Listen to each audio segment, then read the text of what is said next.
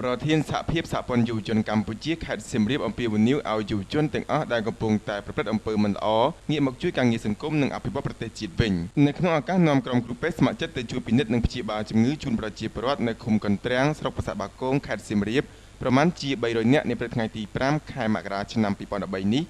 ឯកឧត្តមទាទី5ប្រធានសហភាពសហព័ន្ធយុវជនកម្ពុជាខេត្តសៀមរាបបានអំពាវនាវឲ្យយុវជនកម្ពុជាទាំងអស់ដែលកំពុងតែប្រព្រឹត្តអំពើមិនល្អងាកមកជួយការងារសង្គមនិងអភិវឌ្ឍប្រទេសជាតិវិញ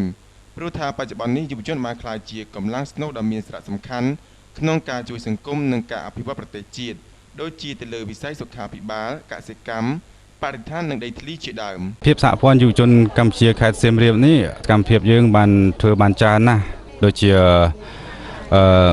ឥឡូវមកចែកថ្នាំ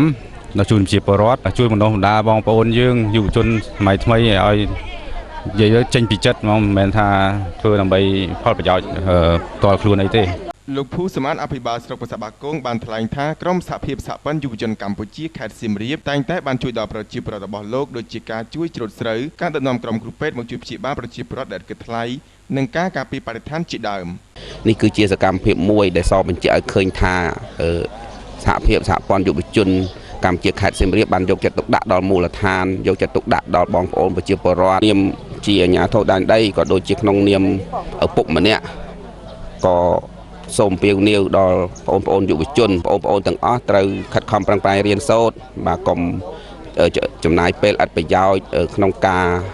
ដើរលេងហើយឬក៏ប្រព្រឹត្តអំពើពាលាអីផ្សេងជាពិសេសគឺគ្រឿងញៀនត្រូវចេះចាញ់ឲ្យឆ្ងាយហើយត្រូវចេះឆ្លើយតេជាមួយគ្រឿងញៀនអ្នកមីងរ៉េតជាប្រជាពលរដ្ឋនៅក្នុងឃុំកន្ទ្រាំងបាននិយាយថាអ្នកមីងមានការរីករាយយ៉ាងខ្លាំងនៅពេលដែលឃើញយុវជនខ្មែរចេះរួមគ្នាជួយដល់សង្គម